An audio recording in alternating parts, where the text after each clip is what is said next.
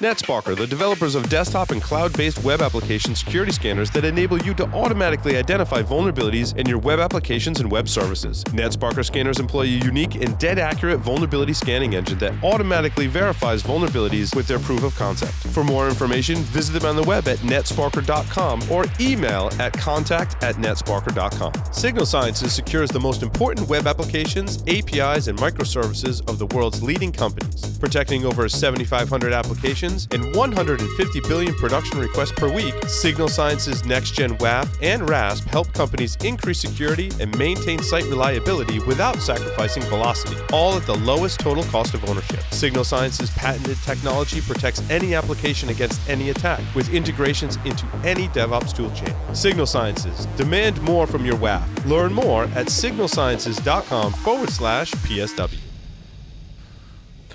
Oh, hey, we're still doing a show.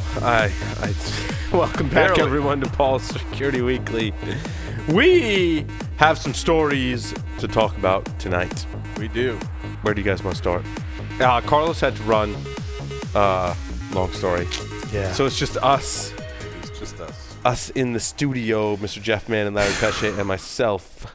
Larry, you've been awfully quiet tonight. Why don't you lead with a story? Oh, you're going to make me lead the story, huh? Yeah. Not a meme, a story. No. Okay. We've been really heavy on the memes. We have these new outlets. More people are added to the Slack channel. There is also allegedly a Signal text message group. There is. Aaron misses us. May or may not share lots of memes that could never ever be public. Yep. All right, so I'm going to dive into my first story. Dive right in, Larry. It's not normally a place I'd get a story for the show, but came from LinkedIn, and it was by Phil Winstanley, who wrote this article that is effectively, the title is "I'm in Security, and it sucks. I love it." And it talks about going through. Technically, the title is just "and it sucks." I'm in security, and it sucks. Love it. Yeah, and it ultimately comes down to the bottom is I love it.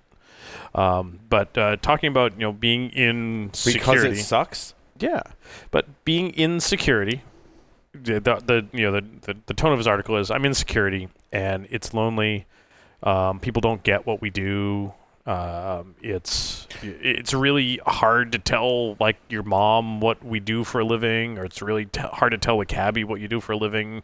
I would agree wholeheartedly about the lonely part outside of the community. Like, yep, it's so. I think that's why perhaps we have all these conferences, because we get each other. We can nerd out and hang out and use the terminology and speak freely about what's happening.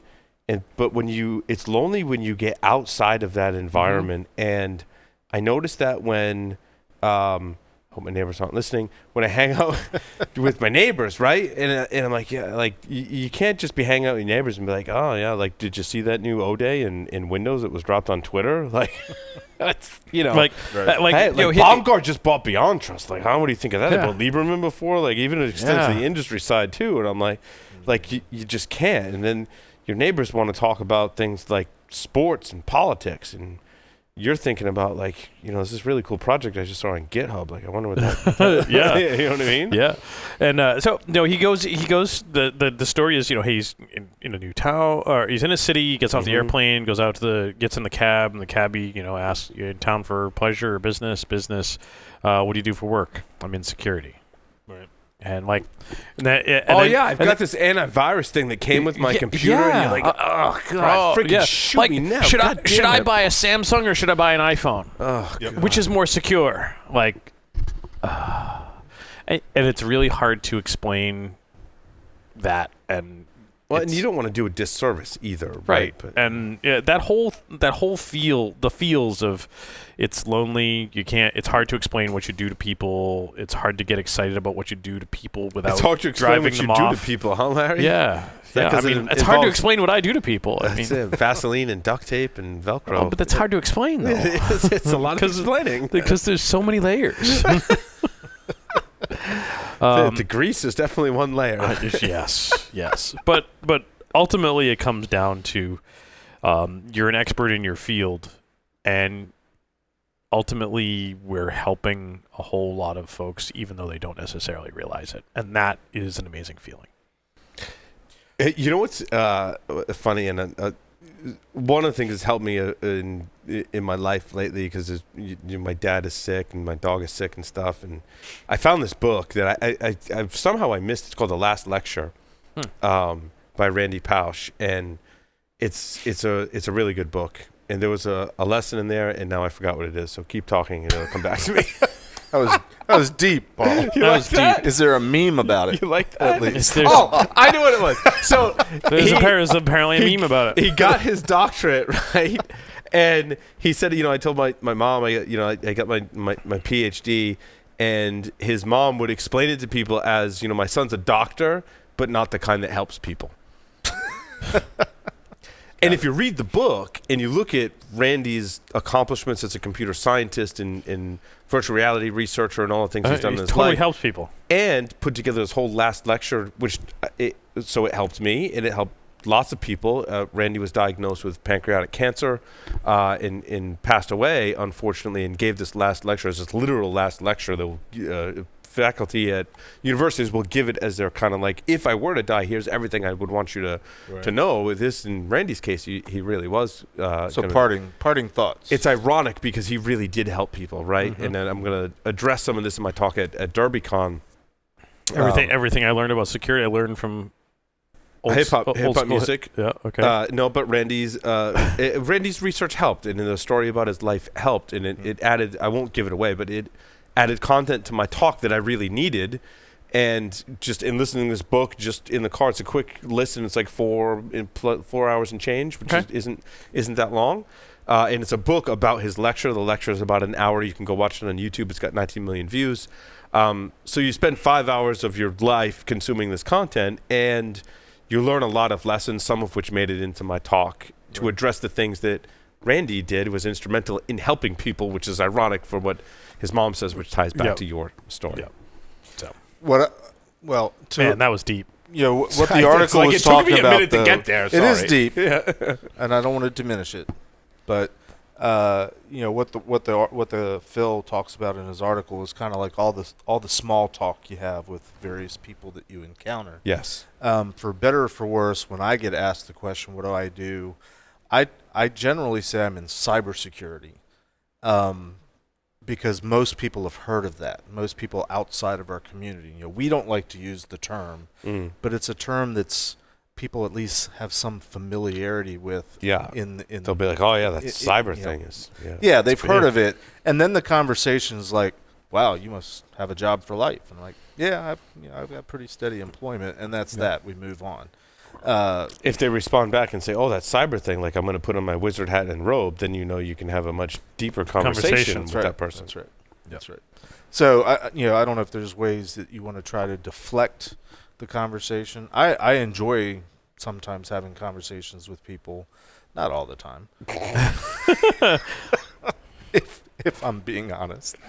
Listeners, when you see Jeff at a conference, don't look at his facial expressions. He may not want to be talking to you based on his No. At conferences, I love to talk to people. Everyone. I had some, because they're your people. I had some great conversations the last weekend at GurCon and at CorinCon. We joked out in Vegas about we need to have shirts, Security Weekly shirts that are personalized. Did say hack naked on them or something? But especially in Vegas, I would introduce myself as Jeff. Sometimes I'll say Jeff Man, and 30 seconds into the conversation, people are like, "Oh, you're Jeff Man," or "You're that Jeff Man."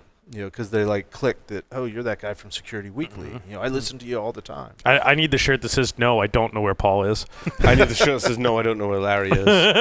And Jeff, is it practice to say, hi, my name is Jeff, and I'm a... Never mind. No. Hi, my name is Buck, and I like I do very often say, my name is Jeff. Yes. If you get that reference. No. Well, you need to watch more movies. Rick and Morty? No. 21 Jump Street. Wow. Johnny Blaze.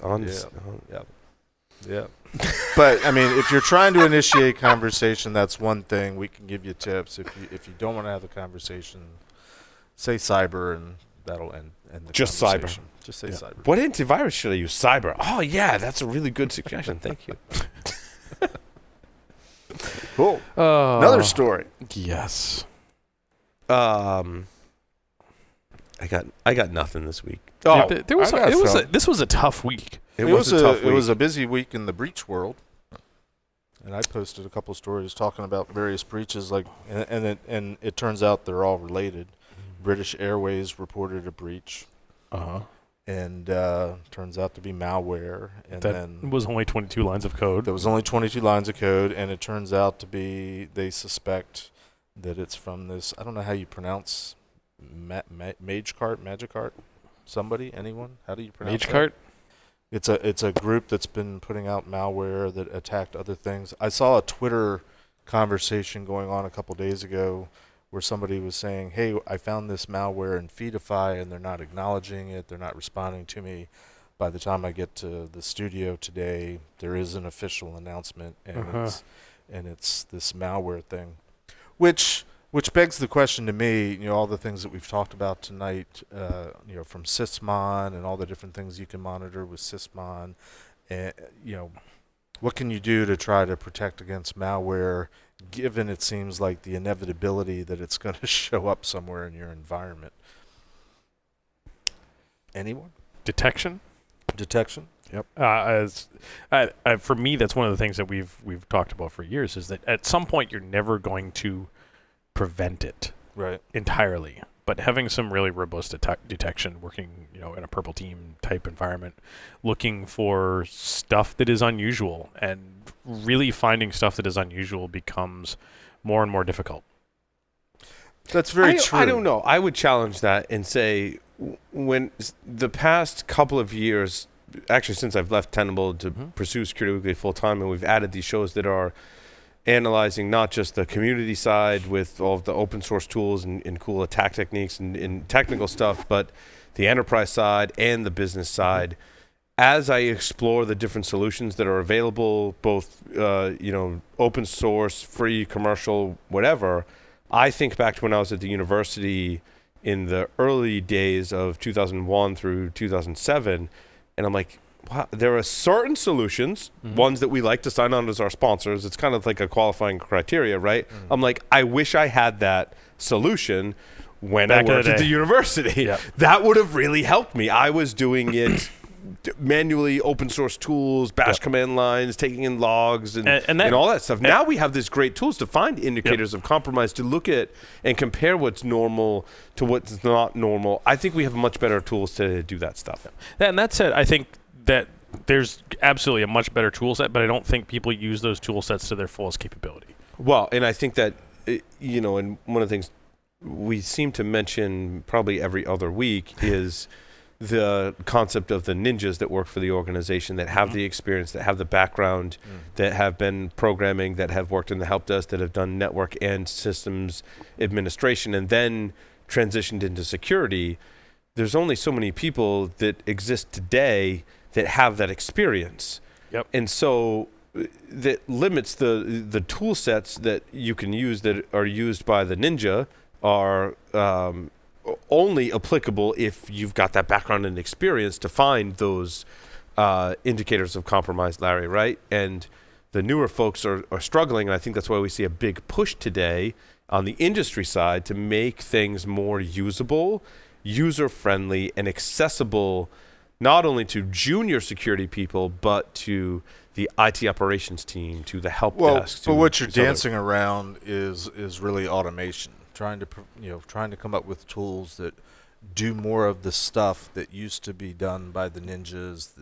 It's automation and orchestration is the category, but if you look into the meaning of those terms, it's really both, right? It's automating a process, automating something, and then putting that into a process that represents the orchestration point, so that the junior SOC analysts are seeing an alert that's been verified automatically in some way. It gets to their desk, and then their human decisions can say, yeah, I think I can, escalate it here and just block it, or I've got to escalate it up to someone with more experience to get their opinion on it. Right. So, the British Airways breach, when it happened, somebody, tweeted me about it, and they said, wow, all these accounts have been compromised, and credit card data, CVVs. Isn't this a total epic PCI fail? And I was kind of like, well, yes and no, because I was involved in helping Heartland recover from their breach. Gosh, it's been 10 years ago now, where the companies that were being breached back then, it was going undetected for months and years. And the initial reporting that I saw from British Airways was it started happening mid-August, and they're publicly disclosing it like the first week of September. That's not to say breaches don't go undetected for years still. It's not to say that, but I have a hard time jumping on the bashing the company bandwagon, saying, oh, it's an epic PCI fail, when they've detected it within weeks. And I think finance and retail and e-commerce has gotten a lot. I think those are the three industries that have gotten a lot better at reducing that time to detect and mitigate and remediation. Now, having said that, I saw one report, and I don't know, if this is true and validated, but one of the things I read said that somebody notified British Airways that they had a problem, which is virtually how all the breaches were notified. But back 10 years ago, it was other things, other people noticing, hey, there's a problem here, and it all points back to this company. Let's go talk to them. Yep. So think about it in the past, Paul, when you were in the university space. How many times did the FBI go to one of the associated universities, not necessarily yours, no, and say, fine. Yeah. I was giving it was everywhere. It was everywhere. It was everywhere. How many times did the FBI come to the university and say, "Hey, yeah, you guys got popped, and this is what's going on"? See, I looked at that. I looked at that as a free threat intelligence feed. That's just. Well, I'm a very optimistic person. Back in the day when there was no such thing as a threat intelligence feed. There was blacklists, right? We didn't have the advanced It wasn't nearly as robust. Well, back far enough, you didn't have any of that. And if you go back even further, I did a job for a university early on, so more than 20 years ago. Actually, a really interesting talk idea to talk about the I'm in the middle of a thought here. Sorry, let me finish it. I was in the middle of a thought. I did this university. Yeah, but mine started first. You did start first. I did a pen test for a university, and one of the things that we showed them was, and this is back in the days where there was it was probably NIS. So we got their entire password file, user files, and we showed it to them, and they're like, that's funny, the state police just showed us the same file a couple days ago because they had caught a hacker that had broken into us. I think my Jeff bingo card is full, though, because you've talked about you got PCI, you got when you're a pen tester, you got conferences you were at. Yep. Did you talk about when you were at the I haven't yet. All right, so it's not quite. We're almost there. We're almost there. So help us out, Jeff. I don't remember what my thought is. See, this is why I was trying to interrupt you with my thought, because now I don't remember what I was going to say. That gets worse with age. Oh, an interesting talk is... Which is why I cut you off. An interesting talk would be to talk about the history of blacklists. Like, we established that today we've got threat intelligence that has really made some interesting... in one of our sponsors is... I did a couple of interviews with our sponsor, Pandora Systems, actually. So we had to talk about threat intelligence with our sponsor, and Ron Gould is one of the investors, and I've gotten to know the team, and I'm really glad they're a sponsor because I really like their technology and their approach, and I'm like, that's really cool. And then we kind of working your way back from super cool, innovative technology that's startup funded right back to what did we have before? It was sort of threat intelligence. Then we had blacklists, and then we didn't have anything. We had the ISAC mailing lists. Yeah. Yep. So what were the first blacklists? How effective were they, and how has that space evolved? Well, the first I think the history of things is an interesting thing. You know what that means? I'm getting old. I'm old. Because then I look into for my talk, one of the points is, I'm like, one of the things I was researching was who invented the firewall, and I'm like, I think I might actually abandon that because no one has any conclusive evidence. It's like who created the first blockchain in Bitcoin. No one really knows. Right. Firewalls are kind of like the same thing.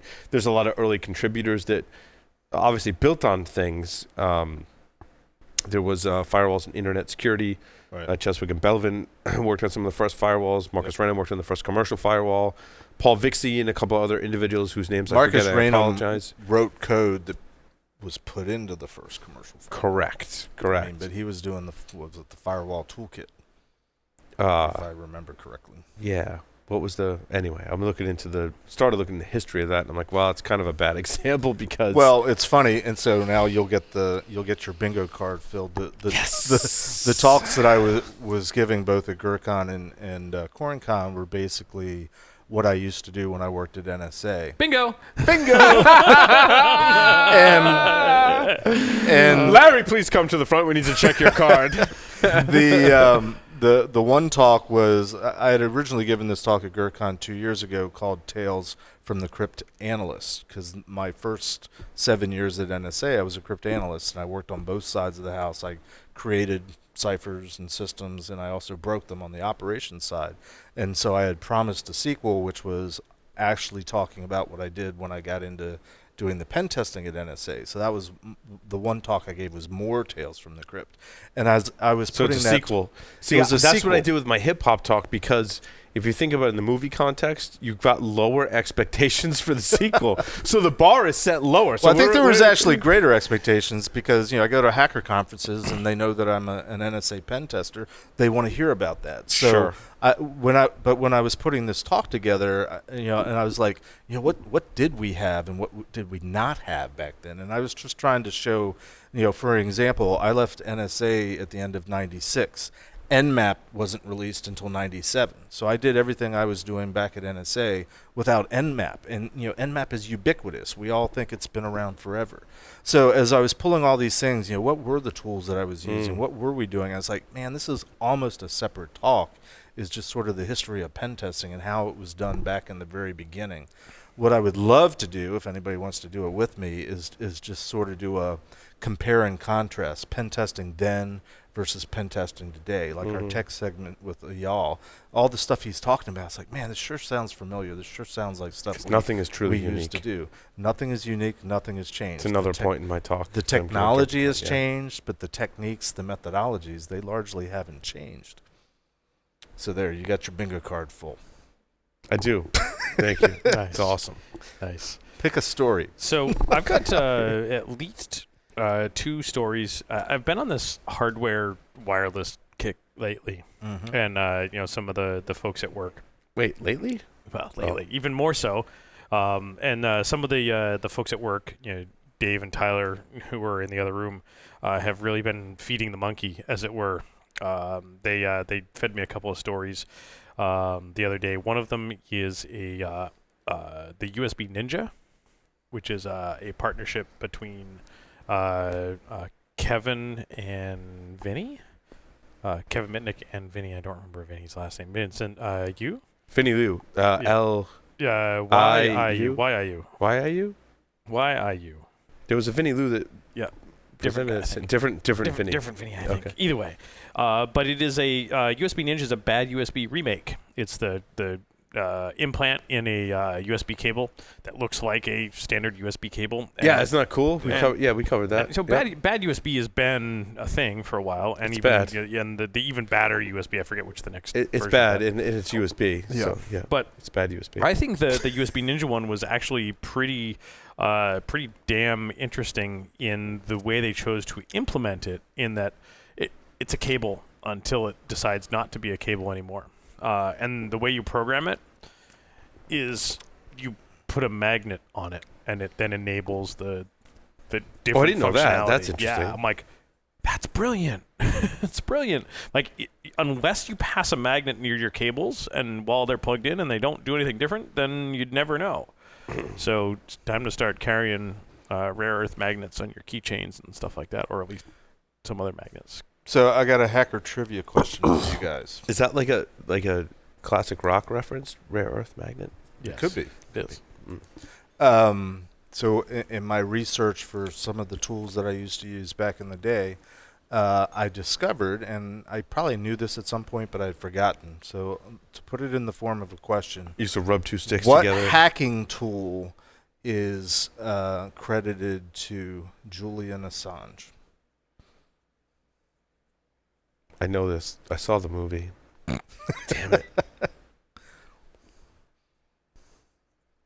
remember Going now. once, going twice. You're asking me to remember something on this show? Have you seen the... Before Nmap, there was Strobe. Oh, yeah. It was a port scanner written by Julian Assange. Wow. Interesting. Yeah. Okay. So yeah, USB Ninja I thought was pretty damn cool. And then the other one that that Dave turned me on to yesterday, and I'm very much a fan of doing this, is an article about a low cost rubber ducky. In using a $3 DigiSpark board. USB rubber ducky is $40, $45. Not that we don't dislike the Hack 5 folks. They've done a lot of great stuff. But the DigiSpark board is way smaller, has effectively the same functionality, and it's $3. So this is the debunking security vendor episode, I guess. Yeah, no, not really. But I would definitely buy the duckies because the Hack 5 folks have spent a lot of time developing that platform. They've got a really robust platform. It's tailored. The $3 DigiSpark is the one that I don't care about losing. You would take on site and don't care about losing it. Yeah, exactly. Exactly. Yep. Or if there were something that I didn't care about $3 or needed to deploy 1,000 of them, I'd buy the DigiSparks as opposed to. Would you put them in an actual rubber ducky? No. Well, especially if you're billing the customer. Yeah. Go with the rubber ducky. Yeah. Well, it will depend. It'll depend. But I'm all about finding the inexpensive way to implement the same thing. Buy the tool that someone spent a lot of time developing. For example, Supercoon, he developed a Wi-Fi deauthor based on the ESP8266. You can do the same thing on a $3 Node MCU. I bought the stuff from Supercoon because it's really cool and he's done a bunch of different stuff in it, but I can also re-implement that same thing in a $3 board. And if I lose some $3 boards, I'm not as concerned. But having the support and doing some of the other sexy stuff with the other stuff is awesome. So yeah, absolutely. I love being able to have the inexpensive clones of stuff. Sometimes they're just different and they have a different method of doing stuff. Sometimes with a different tact and potentially even better. And sometimes different is better. So that's been some of the hardware fun stuff that I've seen. And like the ESP32, very similar. A rubber ducky with Wi-Fi. Jay Beal turned me on to another one at Tindy. Not Tinder, Tindy. That was a USB rubber ducky that you can update in real time over Wi-Fi. You can implement the same thing on an ESP32 for about $3 instead of 15. But it doesn't look as nice. It's a development board as opposed to this nice board that actually looks like a USB stick. So, fun stuff. Next. Should you hire a hacker? Yeah, I wanted to touch on that one a little bit. So is hiring a hacker a good idea, which is an article from ZDNet.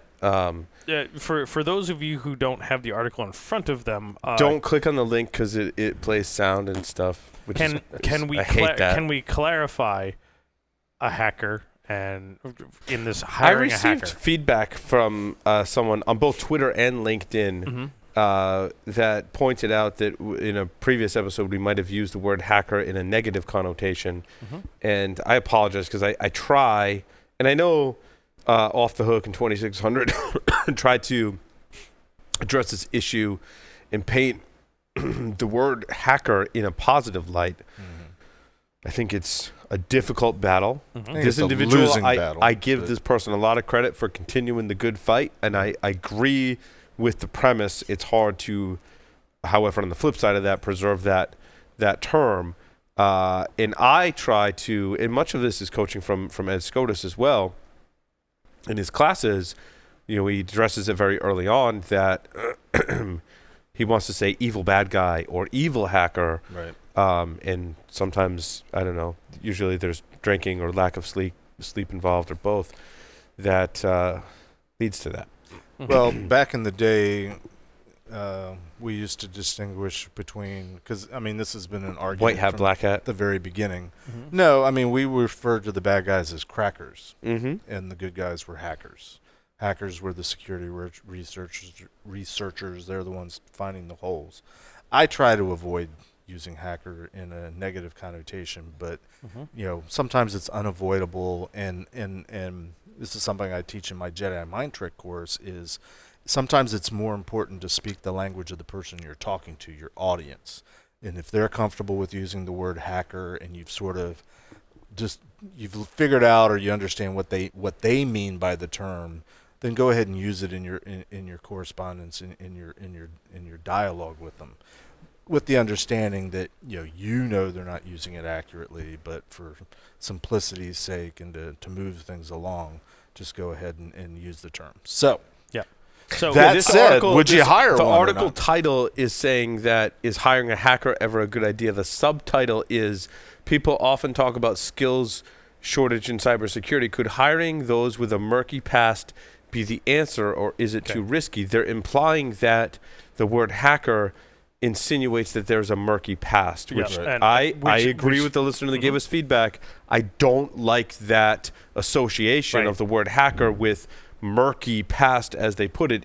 I think that we need to call a spade a spade. If you've committed a crime, you are a criminal, and is hiring someone who has been convicted of criminal offenses of the computer security nature, that doesn't make them a hacker. It makes them a criminal. Is hiring a criminal a good idea? And I think it depends on the individual. Is my opinion. Individual and situation. I also would agree that I think with the murky past may also be someone who is a current white hat who was never convicted of doing anything black hat or even gray hat, but did so with good intentions. Sure.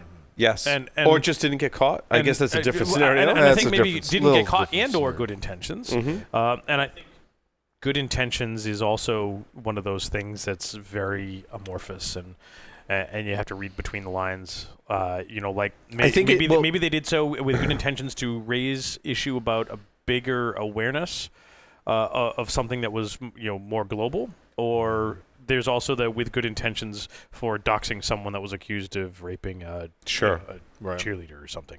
There's a fine line between intent there, and what that intent had for quote greater good and so forth. We talk about this in the context of students as well, that are getting training earlier on in cybersecurity due to a lot of programs like Cyber Patriot, and schools largely don't know how to handle this. They think that any abuse or using a computer system for a purpose other than, or software for a purpose other than what it was intended, is automatically considered in their mind like criminal, but in the sense that there's discipline from the school level, or at least disqualifying, right? And I don't agree with that. I think you have to take it on a case-by-case basis, and I think the thing that should differentiate the situation between someone who is punished and someone who's maybe not necessarily praised but refocused is intent. And I think if your intent is to be curious and not cause harm, refocus that individual. If their intent was to be evil or act upon without values or morals, then punishment certainly, but you also have to give that person a chance to reform as well and say, yeah, I made a mistake. And there's tons of examples. Like Kevin Mitnick came on the show and said, I know, I made a mistake, but Kevin is one of the nicest people I know and has done nothing but with good intentions since for a really long time now. So, and there's tons of examples. Sammy Kamkar, Kevin Polson, lots of examples of reformed. And it sounds corny to use that, but it really is. And I will say there's also the cases of folks that didn't realize what they had done was wrong. Yeah, sure. That's reform, I was just right? curious. I want to see what it does, and now I'm going to get in trouble for it. For what? What am I getting in trouble for? And there have been people that have been made an example of in this situation as well. So you have to also take that into consideration. Sure. So again, I think it's a case-by-case basis. As if you're to make the decision as to whether or not you're going to hire someone, you have to look at their past and not just criminal record or whatever. Make that judgment call on a case-by-case basis. Well, what we're sort of beating around the bush on from a legal perspective is is called intent. Yes. You have to look at the intent and the motivation. I mean, technically, a lot of what we do is illegal. Whether we're doing it, with permission, and we have to get out of jail free cards, and we've been hired to do it or not. In the early day, it was fuzzier, and especially in the early days, a lot of hacking was simply knowing how the systems worked and knowing how they were set up. If you're taking advantage of a misconfiguration, have you really done anything wrong? Misconfiguration leads to compromise. Right. But I mentioned the university job that I had at the very beginning, and the police had caught a guy. The university ended up hiring the kid because I think he did fall into that category of he didn't have any malintent. He clearly was hey guys, pretty sharp. I found this thing. And I don't think he was trying to get a job, but they're like, well, let's turn him for good. He's obviously got skills. There's a mentorship aspect to this that we cannot lose sight of as a society and as an industry, to give those folks an opportunity to do good and turn them to the good side rather than the dark side. And I'll say this. I mean, you mentioned Kevin Mitnick, and I've never met him, so I'm speaking out of turn to some degree, but I would lump him into a category of just at face value of somebody that did actually commit a crime. Oh, he did. Oh, he totally did. And he convicted yes. and served his time. So there's there's the opportunity for redemption. And I don't want to name names, but I can think of at least one other person whom I've met in the last couple of years that did something clearly illegal, paid the price, was caught, convicted. I guess I have a problem with someone that was a convicted hacker. Not necessarily turning to good and making a living, but using that as a I'm not sure what the term is, cause celebre, becoming, being a celebrity about it. My issue with Kevin, having not ever met him, is that he advertises himself as the world's most famous hacker. And I think he says hacker. Yep. But, I mean, you got to capitalize on your situation, and Kevin has certainly done that, and there's nothing to say that Kevin is actually, immoral. Right. Since he's capitalized. I don't take points away from Kevin for capitalizing on his fame and success. I think most of us in that situation would do the same thing, right? Fair enough. That's the situations that give me pause. I'm like, do you want to really but I think you're addressing the elephant in the room, and I think there are people that hold that opinion. And again, put yourself in that situation. I think that's what most of us would do. And again, I think Kevin is acting as a very moral individual now with good intentions. And yes, he's capitalizing on his success, but that's what he decided to make his career out of, right? Yeah. I actually am kind of bothered by those that have kind of dabbled in security and never come back to it. And I look at to give something away from my talk, but Robert T. Morris.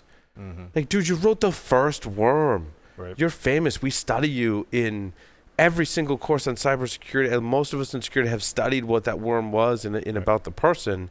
And after that, after the conviction, essentially, just did not it disassociated with the entire community. And Kevin could have likely gone down the same path. And I think that's why I appreciate Kevin for what he's done, because he's stayed within our industry. You can find Kevin in all the conferences. I saw him very briefly at DEF CON, but I see him at DerbyCon every year. Kevin stayed in the community. And I have other examples in my talk. I'm using Robert T. Morris as an example. That kind of peeves me more than anything else. The people that just leave the entire community. You had the right skill set, the right mindset to be in this community, yet you decided to leave. And that kind of pisses me off more. Yep.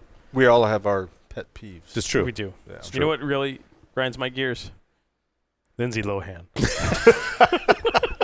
I wasn't sure whether you were going to go with Lindsay Lohan or something legit guided your gears. Lindsay Lohan, of course. I was very heavily leaning towards Lindsay Lohan if I had to place a bet. You know what really grinds my gears? Lindsay Lohan. I love Peter Griffin. I just burned my pants. So, to back to this story, is hiring a hacker ever a good idea? Yes, because I'm a hacker. Yeah. To quote the EFF in one of their little taglines, yes, I'm a criminal because I engage in crimes of curiosity. Yep. Of those varieties.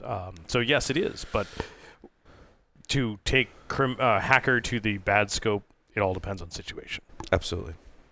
All right, let's put that one to bed and talk about post-mortem of the Equifax breach. Oh, love this. Now, some of these were known before and some of them are new, and I'm having, to be honest, trouble differentiating between the two. Let's talk about the first ineffective. They call it ineffective identification. I call it a failure to communicate. And when what we have here is a failure to communicate, that's exactly what we have, because when USCERT issued the announcement about or warning about the Apache Struts vulnerability, that was communicated internally within Equifax, and they didn't realize that the mailing list they sent it to was out of date. It really, I mean, that embodies everything behind what we've all told people, that security is a process, right? I mean, that is the quintessential example of security being a process. Right. Well, and I haven't had a chance to read the actual GAO report yet, but when the Equifax breach first happened, I wrote a blog that somebody asked me, well, what do you think's the cause? Why did this happen to Equifax? Because they're one of those companies where you like to think this kind of stuff would never happen to them. And I'm like, well, without knowing the details, I can guess that there was all sorts of systemic failures that led to a cascade effect, but all goes back to sound processes. The immediate issue was they failed to implement a patch. And a lot of people just harped on that. A lot of the media reporting. Hold on, let's early on and state the obvious that those in glass houses shouldn't be throwing stones. And I think Zane Lackey from Signal Sciences, who was on ASW earlier this week, pointed out, he's like, don't be too hard on them, right? Because we've probably all worked for organizations, consulted with organizations, or have worked in some kind of environment where we've made at least one of or more of these mistakes. So I don't want to be overly critical of Equifax. Right. However, since it was one of the largest breaches that we've seen in the past few years, certainly maybe one of the largest breaches of all time, that we need to use as an example. And that's why I want to talk about it. And the lessons learned is not lessons learned. You need to improve your patch management program. It's what are the systemic failures? What is the culture that allows? I think it was hugely like a cultural problem, Jeff. I completely agree. So the step one is poor detection. So they could decrypt SSL traffic. However, their certificate expired. The certificate. So the article says the certificate had expired about 10 months before the breach occurred, meaning encrypted traffic was not being inspected throughout that period. In other words, SSL, a secure way to get hacked. Yeah. Or TLS, a secure way to get hacked. So I want to touch back on the environment thing, and I think this is one of the you know what really grinds my gears. It's not Lindsay Lohan.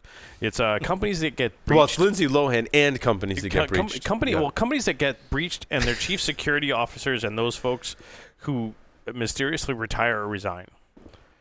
And I get it. But it's not mysteriously, Larry. At the same time, there's no mystery around that. There's no mystery. Yeah. Somebody's got to go to jail. Yeah. Well, someone's got to take the fall. But someone's got to take the fall. But the thing is that there's always a larger scope. That person may be on paper the one that's got to take the responsibility. Right. But there's always a larger thing that, hey, guys, I've asked you for more staff to help monitor manage my SOC, to find all this stuff, and I asked for this tool. My certificate expired, and we've done all these things. We tried to do the right thing, but the board said, no, I can't have that budget money. There's always somebody up the chain or someone laterally that it also has some effect on that security operation. Not always, but I think I think more than likely that's the scenario, and you can't say, I mean, because certainly people that it's always that. But certainly there are people who may be incompetent or whatever, made a mistake. I'm not holding anyone that made a mistake. I'm not holding that against you. Everyone makes mistakes. But it's not always management's fault. Also, I think that as an industry, one of the things that we focus on in Security Weekly is improving those communications and arming those that are in that situation that Larry described of we need the solution to arm them with the communication skills, the sales skills, the social engineering skills, the life skills to be able to communicate that effectively to show value to get that approval. And I think that's one of the hardest things that we have to deal with as security professionals is that aspect of it, is allowing people to understand what the risk is, and changing people's behavior is way harder than implementing that new technology, writing scripts, and doing the engineering in most cases.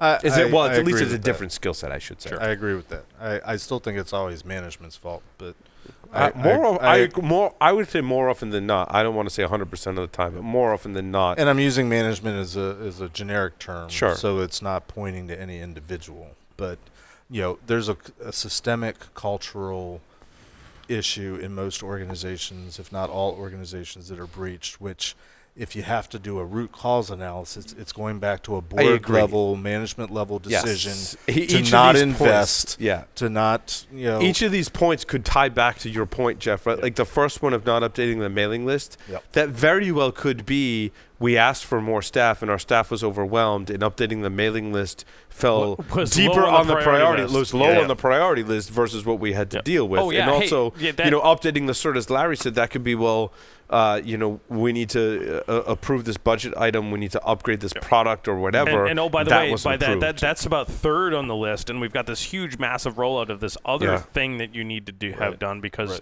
more supports the business and more money. So that's number one, and then it's number a page two, right out of the first half of the Phoenix Project, actually. Totally. In the scenario you just described, Larry. It's absolutely true. Absolutely true. I listened to a friend of mine give a talk at a conference sometime in the last year.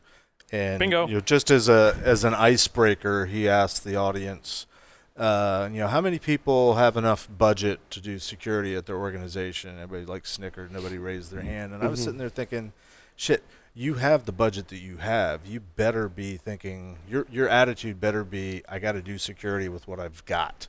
So you should be raising your hand. No, you don't have enough money, but you got to be able to work with what you have. I was advising someone this week, and very challenging situation where he said, I've got no budget, I've got no people, how do I get security done? And I'm like, my first initial thought, and I don't know how, I think this is a viable solution, is go find some students that'll work for free and go get some open source software. Right. Yeah, so where there's a will, there's a way. Yep. And I'm not saying it's going to be the best solution ever. And it's not going to be perfect, but it's going to be It's not going to be pretty, and it's going to be a lot of time. So it is going to cost money to manage those resources and work with those students and teach them and train them and guide them and acquire the open source software and put the work into it. But you got stuff you can work on, right? The rubber can meet the road in that scenario with no budget, and then it can grow from there. Well, and that's a different way of defining what a hacker is. It's someone that it's the MacGyver effect. It's okay. Here's what you have to work with. Here's what you got. Now go do it. Pick priority and run with it. And going back to what you were saying earlier, what we were all saying earlier about detection. At the end of the day, you're not going to close all your vulnerabilities. You're not going to control all the threats.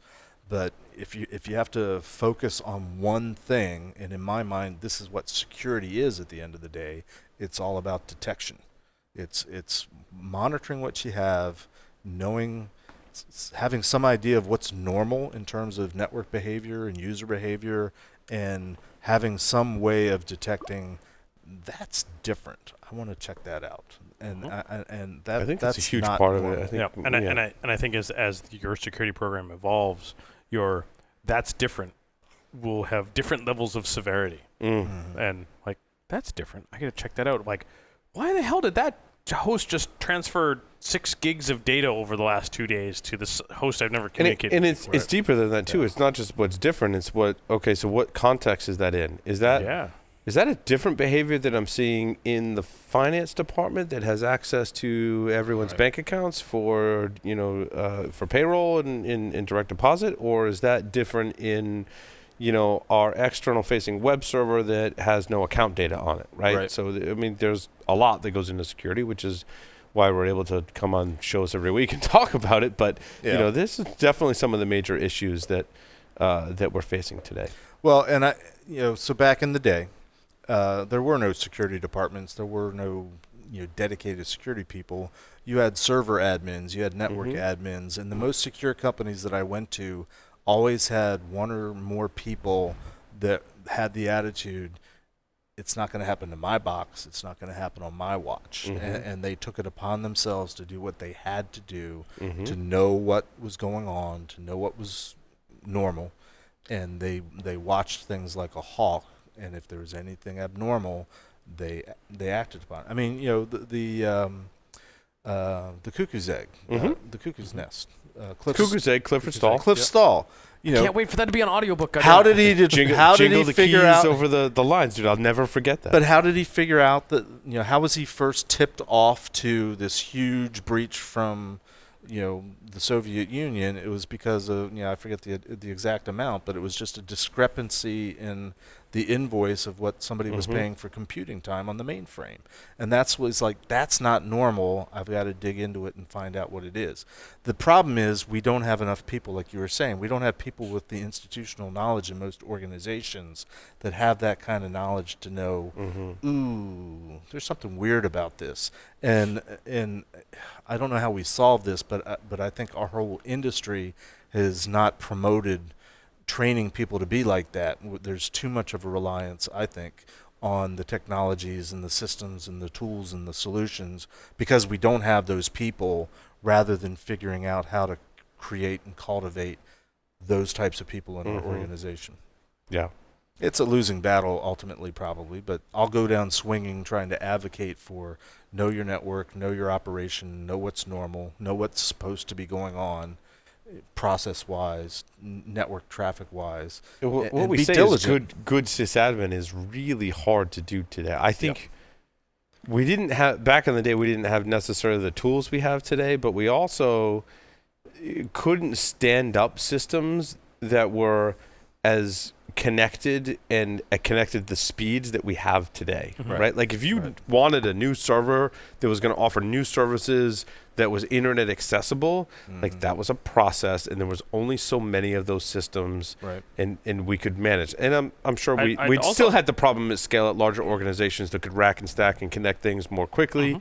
Sure, I ran into the university as well, but it was still more of a finite problem. Then virtualization came along, then cloud came along, then DevOps came along, then serverless comes along. I'd also argue that we also couldn't deploy as resilient to attack systems out of the box.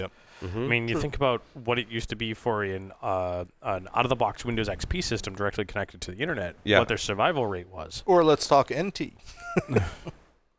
Well, worms started proliferating more so when we had XP, right? And when I was at university, if in the time frame between 2001 and 2003-ish, you stand up an XP box, like Larry said, it was on a university network. On my university network, it was minutes, not hours. Like, it was compromised before it would get patched. So much so that I had a specific segment set aside for all the sysadmin, actually one for each group of sysadmins. That was like, when you guys and gals are building boxes, you build it in this segment. Because literally, if they put it on the network and were building it, it would get compromised before they could get it fully updated to all of the patches. And I had segments in each sysadmin group that were sectioned off from the internet. It could only get out. Nothing could get in. They had to be physically at the box to apply all of the updates. And that's how we had to build systems, because they were getting whacked at a and that speaks to the cultural issues, because we have the capability now with technology to spin up things so quickly, to suggest as a security person, whoa, let's isolate that and build it first before we deploy it. That just flies in the face of, but we have all this capability and we want to get this out. Yeah, we can just roll out service to the cloud and it's fine. And, I mean, if a container, subsystem is exposed to the internet, like no one's going to put a rogue container out there and launch a DDoS attack. Not to say that's happened to us at Security Weekly before. So that said, to tie it all back to Equifax and human nature and all this type of stuff. Oh, yeah. Is that what we're talking about? Yeah. So one of the guys that I'm acquainted with, Boris Svederlik, has been railing on. I know, I'm acquainted with it too, and you feel mostly regret for being connected with him. Sometimes. But he was just commenting on Facebook the other day. In this day and age of the Equifax Equifax breach. Like, you guys need to learn your freaking lessons. And he's been bitching at a specific bank in that he says, like, every 2 or 3 months his credit card gets compromised. To the point that this last time his credit card number got compromised, someone had access to his account. So he went and reported it. It got triggered. They sent him new cards. Before he had even received the new cards, it was compromised again. Wow. He should stop buying that weird porn. Weird countries. Yeah. I don't know what he's buying, but but like 2 or 3 days while the cards were still in the mail, it had gotten compromised again because it's Boris? Probably. I mean, probably because it's Boris. I mean, have you seen the guy? Yes. But unfortunately. But and to me that's ridiculous. And his comments are, he calls every time and they're like, you need to change your passwords. He's like, no, this is not the problem. Passwords on my account are not the problem. It's that someone at your call center went off script. And you keep going off script. I mean, but when you set your password to DIAF, I mean, that's... I'm just saying that could be a problem. Even if you set it to the full die in a fire, I mean, just a little bit of, open source intelligence will tell you that one. Well, intelligence is too strong of a word there. Yeah. And I'll tie some of this back to PCI because, I'm back in the PCI business now. And I got a new bingo card and it's filling up, Jeff. the standards largely haven't changed over the last 14, 15 years, but we keep talking about how nothing's changed, and the same old methods, the same old attack methodologies still work. The same problems are plaguing company after company. Does the PCI standard say if it's Boris, issue a new card every 2 months? I think that's coming out in version 4. Yeah, yep. I think that should be in version 4. Even what... Eyal, is that what Eyal, yep. He was saying, well, people implement this just to meet the compliance standard without grasping what the requirement is all about. What was the history? Why did this rule or this particular requirement come about? Because it addressed something specific, and usually it's a family of things. And if you're missing that big picture, and you keep throwing out technology and tools just to meet the compliance or check the box, in my opinion, you're doomed to failure, and it's going to happen to you. One of the other things in the breach was no segmentation, so the databases were not on a different network segment, and we've talked about segmentation ad nauseum. Yep. Data governance is also an issue as problem number 4. Attackers gain access to databases contain unencrypted credentials for accessing additional databases. I mean, that's a very solvable problem. Query limits is... God, I just want to throw up in my mouth. I can't even believe they didn't. So to execute, but that's kind of my point, though. But they probably were meeting whatever regulatory compliance requirements they had. 9,000 such queries. Like, there are tools on the market today, and I mean, you could do these open source as well. I mean, you could get Security Onion and configure it, and 9,000 queries would stick out like a sore thumb. But if you're not using the tools that you have to the best of their capabilities because of budget, staffing, other priorities, or you think you have them, so you're good. And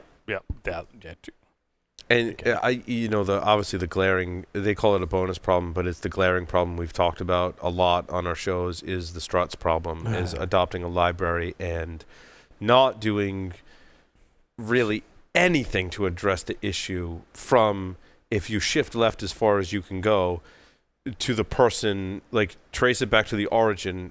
Who was the architect that said we should use Apache struts? It's not their fault. It's for selecting it. It's their fault for saying, all right, hold on, let's do the threat modeling. Like, what if there's a vulnerability in it?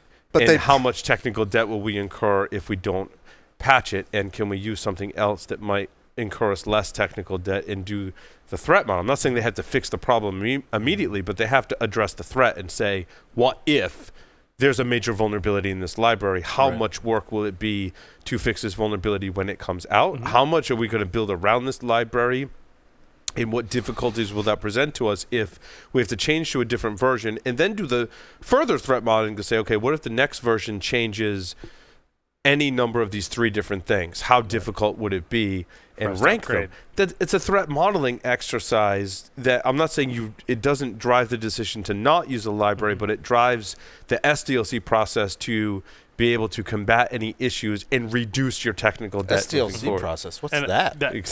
And I think there is that DevSecOps? There are so many organizations. SecDevOps, Jeff. SecDevOps. And there are so many organizations out there that have nothing even remotely close to that type of threat modeling environment. Well, I was going to say, and more likely, they were using some set of libraries, some sort of framework for building their app that it could have been 2 or 3 layers deep. They don't even know Apache Struts. I was going to say that in the threat modeling process, they were probably like, we're going to build this system, and here's how people might attack it, and not even taken in, and so they give the requirements then and the threat model to the developers, and the developers go, hey, you know what, we're going to use struts because that's a great idea, and they're off to the races, and the security people and the architects had no idea that was a library they were going to choose. They were just implementing the requirements. And we tested the app for cross-site scripting, and it was totally good. And they're going, holy crap, this is great. I can use struts. I don't have to write any of this code myself. I can just adopt this library, and we're off to the races. And to me, that's a real problem that we have today. One of the most, I think, under the radar and important problems that we have to address is those adoption of libraries and how it impacts the security of your software. Yep. And Equifax is the shining example of how it went horribly wrong. So not to pick on Equifax, but let this be a lesson to everyone. Which unfortunately doesn't happen. Is the lesson don't use Apache struts? Is that quite possible? Considering there was just another struts vulnerability released. There was. And I would never say don't use some project because of security vulnerabilities. If that was the case, we'd say don't use Microsoft Windows. Don't use WordPress. Don't use WordPress. Don't use iOS or Linux. Code Fusion. Like, what are you left with? PHP. Nothing. Yeah. So. Or if you're using it, know what to look for. And do your threat model correctly, I think, was the moral of my story, Jeff, right? Like, I think you're right. Sure, you're going to choose. You have to, at the end of the day, you have to choose some kind of technology.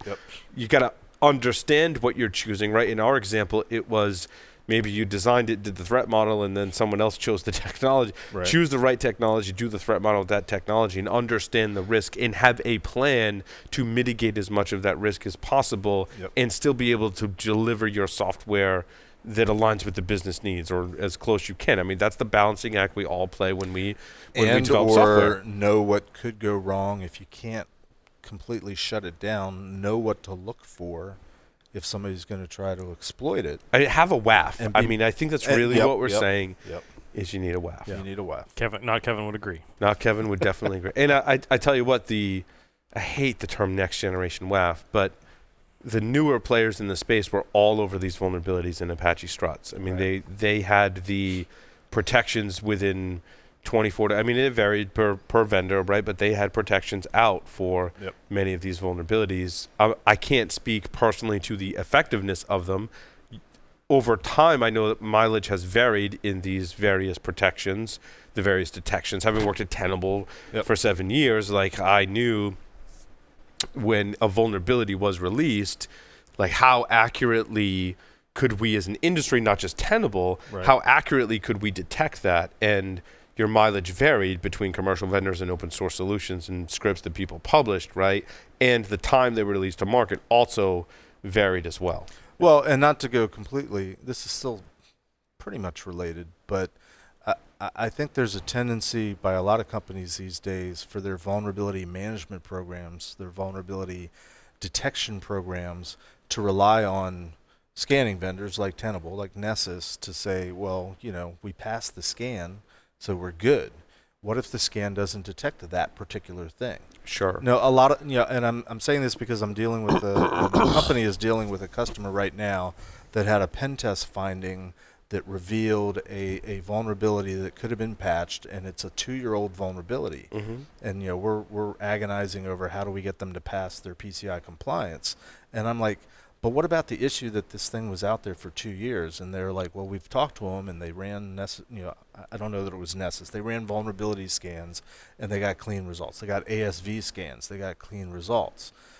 What do you do when if that's what you're relying on, so you're not knowing your inventory, you're not knowing what all the pieces and component parts are. But that's a great point. And you're not monitoring what all the vulnerabilities are that are associated with the tools that you are using. Potentially in the tenable solution, if you were deploying an application using containers, there is some overlap in detecting a vulnerable code library inside the container by scanning the container. So there is some overlap, and what you're talking about in the software sense is taking the inventory of all of the open source software you might be using, Apache struts, and seeing where you're using that, and then identifying vulnerabilities in that. There's a whole suite of vendors that do that today, and it's a very critical component to any company that's producing their own software and incorporating open source libraries. And if you think you're not using open source libraries, I think you still need this technology because, like I said, the example is developer goes, oh, I can get that library from over here,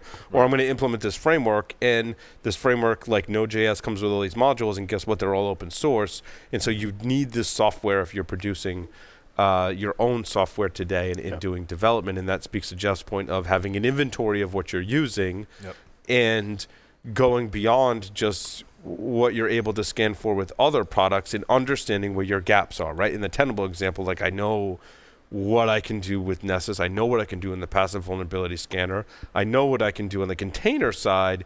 And maybe my gap is I don't know what open source libraries I'm using, so I need a solution for that. So it's having that more complete coverage to cover all the areas where you could introduce risk. Right. Which could be loosely construed as defense in depth. Sure. Right? Sure. It's not just that a term has been firewall construed. and a WAF. Yeah, exactly. It's don't put all your eggs in one basket and think, like even something like the Apache struts or whatever. And, so you are monitoring, the vendor news and Twitter and all the discussions, and so there's this new thing out there, and all the scan vendors are very quick to put their updates in so that you can look for it and see if it's in your environment. But if you don't have some idea of what's in your environment to begin with, and you're just relying on the scan report, it's clean, we're good.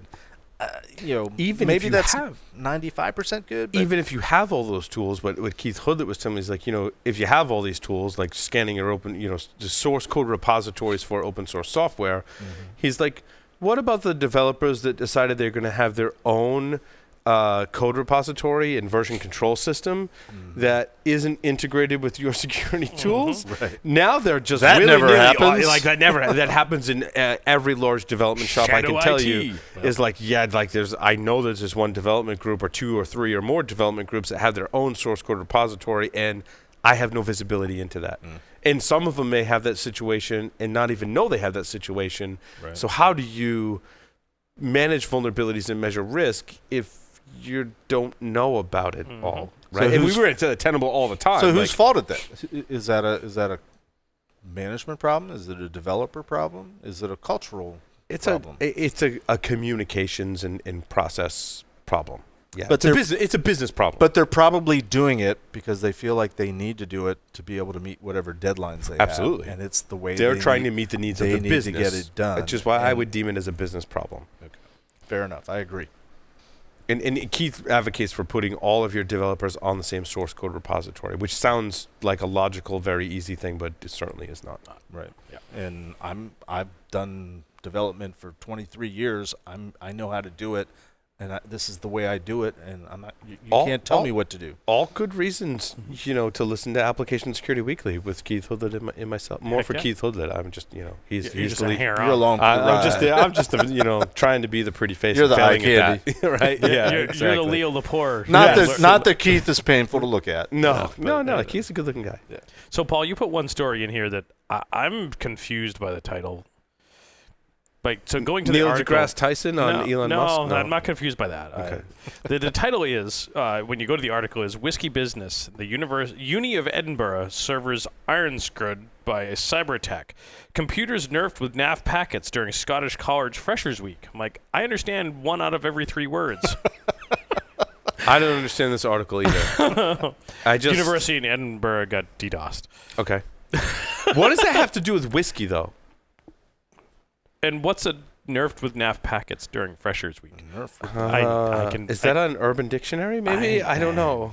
I don't know. I still want to know what it has to do with whiskey. They don't know. Whiskey Tango Foxtrot would be my answer to that. Yeah, it's racist. I don't know. Anyway.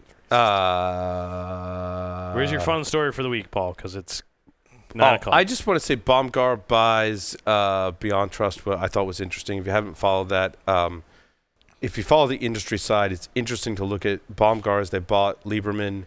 Now they've bought BeyondTrust, and they bought another identity provider that begins with an A that sounds something like Akeda. It's in my notes somewhere.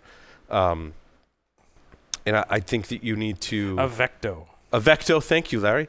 And I think that, I don't know, you need to closely look at these types of situations, whether you're the technical practitioner and you're listening to this show and your management or other more senior people on your team are bringing forth to you a solution that you have to implement, or you're the CISO, go as high up as you can, CISO or founder of the company, and you're like, we're going to implement this solution. You got to look at, well, like, what was their path?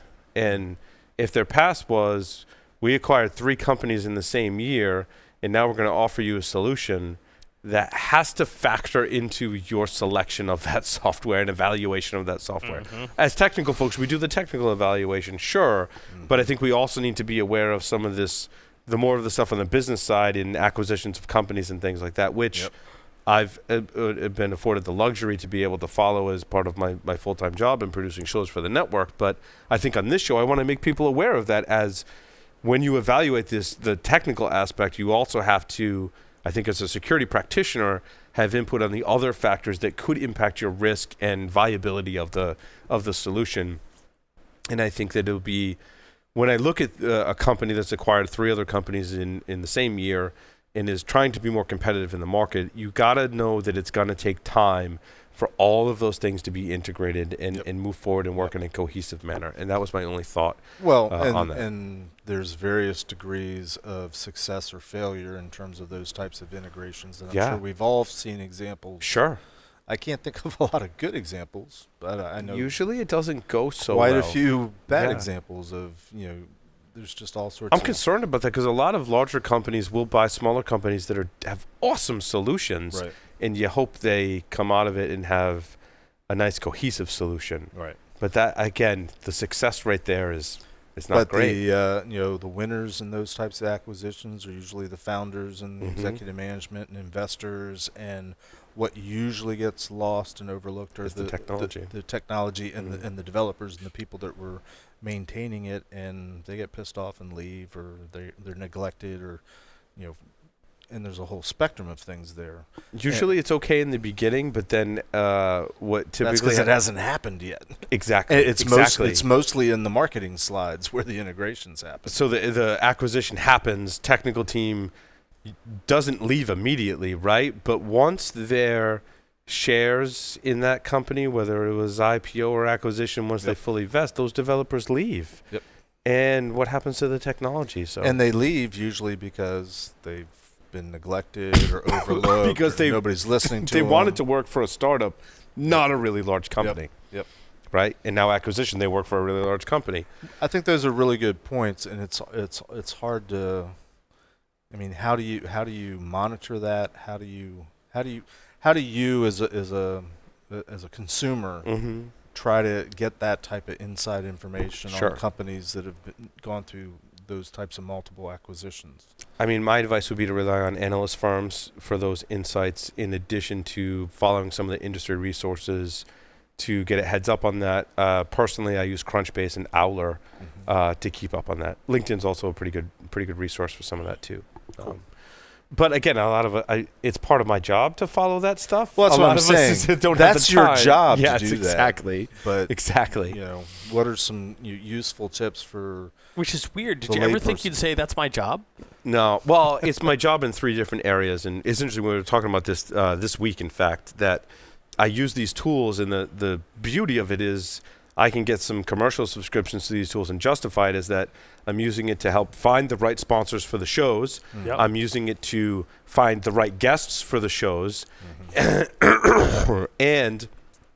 I'm using it in analyst capacity, right? As well, to follow the industry, to bring content to the shows as well. So it's a triple. When I spend time on this and resources, which is my time and money on this, right? Mm-hmm. I'm like, this is worth it because I'm overlapping 3 different times. I'm going to find the right sponsors, find the right guest, and I'm going to have the right, hopefully, I don't get it right all the time, believe me, but I'm going to use it to increase my chances of success right. that I'm analyzing the industry correctly to put the right information out on the shows. Yeah, Jeff, it's the trifecta. It's a trifecta. Yeah. We talked about this before the show. It's the trifecta. Did. Well, and I wasn't in on that. You know what? Probably you for the were. Better. Oh, okay. Well, but what I'm hearing you say is, we are possibly a resource. Our network is. What I'm saying is, you should listen to Security Weekly, which is, if not Security Weekly, my message is lost because those that are listening right now. But maybe there's a segment. Thank you for listening. A segment for Enterprise Security Weekly, once a quarter or something like that. We've done. I've been collecting some of those segments, Jeff, about some of that stuff, and I don't think the audience for this show is probably bored at this point in our conversation. So let's talk about the interesting story of the week. Neil deGrasse Tyson comments on Elon Musk. We've all probably seen the memes and everything where Elon Musk was smoking a joint on the Joe Rogan show.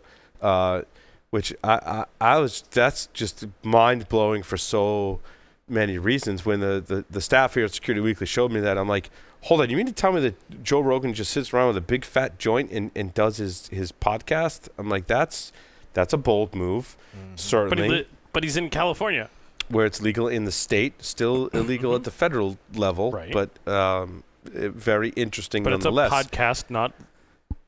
Sure, it's not federally regulated, right? So it absolutely is in his right, and I'm not knocking him for doing it. I mean, to each their own. That's totally fine. But now he's got the guest, and this was, in my mind, this was planned. And props to Joe Rogan, man. Like you got some awesome press. Yep. I mean, I know how much work it takes to book guests, and Joe and his team worked really hard to get Elon Musk in studio on the show. That was a lot of work to do that, and rightfully so. He should reap the benefits for that work. So if we were ever going to get Elon Musk on our show, we would absolutely let him smoke a joint. Absolutely.